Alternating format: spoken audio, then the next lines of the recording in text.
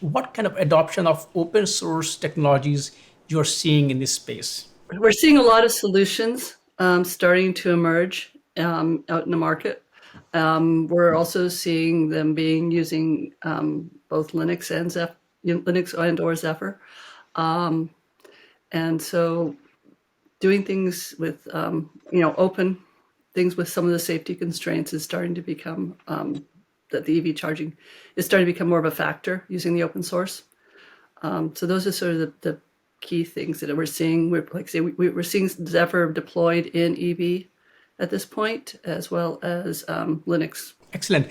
And Marco, now can you talk about what kind of trends you are seeing in the EV charging space? Typically, what we see is that the more smart charging devices have one processor running Linux and one small coprocessor running Zephyr for the safety critical and time critical things, or something like that.